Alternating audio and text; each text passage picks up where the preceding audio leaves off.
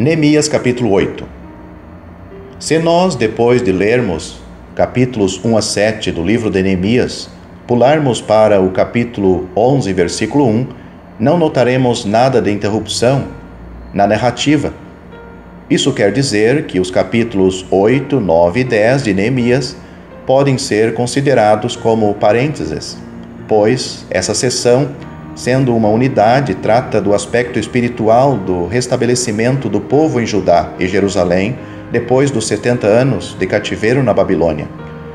Sendo acabado de reconstruir os muros de Jerusalém, aos 25 do 6º mês, Elul, os repatriados reuniram-se à praça diante da Porta das Águas, ao 1º dia do 7º mês, Tirse, isto é, 6 dias depois do término do trabalho árduo. Não tendo vontade para ali se congregar em vão, o povo apelou para Esdras trazer o livro da lei de Moisés, a fim de ouvir a leitura dele, tanto quanto a devida explanação. Assim se realizou uma grande conferência em Jerusalém, ao ar livre. Observemos alguns pontos interessantes concernentes a esse encontro memorável. Primeiro, notamos anelo. O pedido de ouvir a leitura e a explicação da palavra partiu do próprio povo. A fome pela palavra era tão profunda que o povo, não podendo se conter mais, pediu a Esdras que trouxesse o livro da lei de Moisés que o Senhor tinha ordenado a Israel. Capítulo 8, versículo 1. Você está com fome assim? Se na sua igreja as reuniões regulares de ensino não são suficientes para saciar a sua alma, já pensou em apelar educadamente aos anciãos para realizar uma semana de exposição bíblica periodicamente? Irmãos, façamos o que o apóstolo Pedro escreveu: desejai afetuosamente. Esta palavra está no imperativo, significando almejar ardentemente, como meninos novamente nascidos, o leite racional, isto é, a pura palavra de Deus. 1 Pedro, capítulo 2, versículo 2. Segundo ponto, ajuntamento. Lemos que na cidade de Jerusalém, todo o povo se ajuntou como um só homem para ouvir a palavra. Era uma reunião enorme de umas 1000 pessoas, mas ainda todas elas compartilharam este mesmo anseio. Onde isto foi? É muito significativo que o povo faminto congregou-se na praça diante da Porta das Águas, capítulo 8, versículo 1. O nome dessa Porta das Águas nos sugere a palavra de Deus, Efésios capítulo 5, versículo 26. Assim, este povo, sabendo do efeito purificador da palavra de Deus, queria ouvir a exposição dela a fim de promover santidade nas suas vidas. Como purificará o mancebo o seu caminho? Observando-o conforme a tua palavra. Salmo 119, versículo 9. Quanto mais estudamos a palavra, mais santificados seremos. Quem participou? A congregação consistia de homens como de mulheres, e todos os entendidos para ouvirem. Capítulo 8, versículo 2. Será que o termo entendidos exclui a presença de nenês nesta conferência? Parece que todos os presentes tiveram condições mentais para acompanhar a leitura e tirar o máximo proveito da exposição. De modo algum houve o espírito de passeio nem de encontro social, mas os que vieram queriam aprender. Por que é que assistimos conferências? É só para nos encontrar com familiares que não vemos frequentemente? Além de ter comunhão com os irmãos, que o fator dominante seja a vontade para seguir e assimilar o ministério da palavra. Quando ocorreu? A conferência se deu no 1º dia do 7º mês, no ano de 445 a.C. Este dia, na realidade, era a festa das trombetas, ou seja, uma memória de jubilação. Levítico capítulo 23, versículo 24. Não se lê do sonido das trombetas neste dia de conferência em Jerusalém, Mas uma coisa é certa: Esdras teve o privilégio de soar a trombeta da palavra de Deus no dia da conferência na capital, Jerusalém, e ela não deu sonido incerto. 1 Coríntios capítulo 14, versículo 8. Irmãos, sejamos como os crentes tessalonicenses, dos quais está escrito: porque por vós soou a palavra do Senhor. 1 Tessalonicenses capítulo 1, versículo 8. Arauto. Neemias, sabiamente, cedeu para Esdras, já que este era escriba hábil na lei de Moisés. Esdras, capítulo 7, versículo 6. Mesmo sendo divinamente capacitado para tomar a palavra, Esdras não tinha negligenciado as suas responsabilidades de exercício pessoal de preparo, pois Esdras tinha preparado o seu coração para buscar a lei do Senhor e para cumprir e para ensinar em Israel os seus estatutos e os seus direitos. Esdras capítulo 7, versículo 10.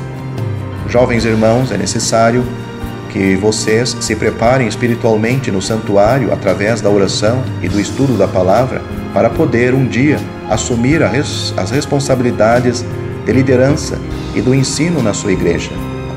Assistentes. Esdras, estando sobre um púlpito de madeira, capítulo 8, versículo 4, tinha o apoio de 13 colegas, 6 à sua mão direita e 7 à esquerda. Certamente a presença desses companheiros dava ânimo, coragem e força ao pregador naquele dia, assim como Pedro foi auxiliado pelos demais apóstolos ao seu lado no dia de Pentecostes. Atos capítulo 2, versículo 14.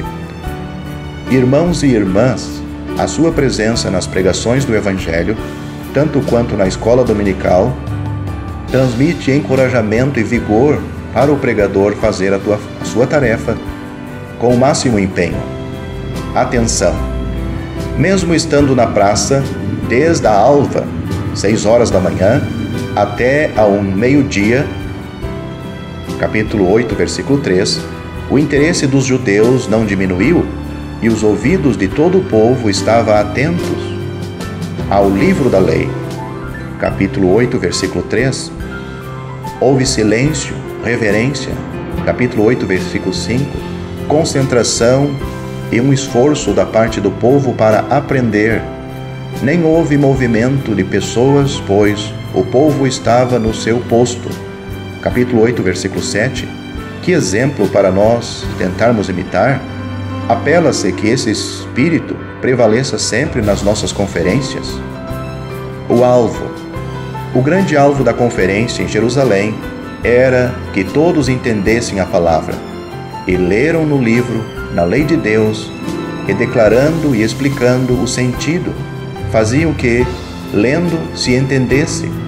Capítulo 8, versículo 8. Esdras fez questão de declarar detalhadamente o significado da leitura. E caso tenha falhado, havia mais 13 mestres espalhados pela congregação, capítulo 8, versículo 7, que elucidaram ainda mais ao povo as explicações de Esdras. Enfim, era para ninguém ter dúvida no final da sessão.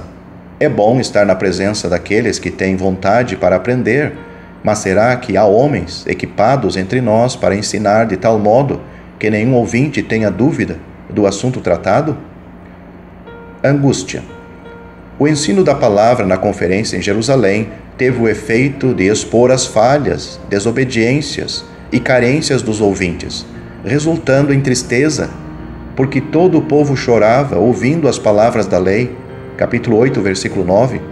Às vezes, o ministério da palavra nos repreende e nos censura, causando lágrimas de remorso, mas vamos reconhecer os nossos erros, confessar os nossos pecados e emendar os nossos caminhos para que haja restauração e recuperação. Se confessarmos os nossos pecados, Ele é fiel e justo para nos perdoar os pecados e nos purificar de toda injustiça. 1 João capítulo 1, versículo 9. Alegria. O choro pode durar uma noite, mas a alegria vem pela manhã. Salmo capítulo 30, versículo 5. O choro Humilhação e arrependimento cederam para a alegria que tomou conta do povo. Parece que o motivo da alegria era porque entenderam as palavras que lhes fizeram saber.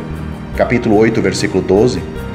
Ministério esclarecedor e refrescante ainda produz alegria nos corações dos crentes. E a alegria, por sua vez, fortalece o santo, porque a alegria do Senhor é a vossa força. Capítulo 8, versículo 10. O apóstolo Paulo, reconhecendo a importância da alegria, exortou os crentes filipenses dizendo: regozijai-vos sempre no Senhor. Outra vez digo, regozijai-vos. Filipenses, capítulo 4, versículo 4. Como? Já descobrimos que uma maior compreensão da palavra geraria plena alegria nos nossos corações. Anciãos. Aquela conferência despertou maior interesse nos corações dos cabeças dos pais de todo o povo.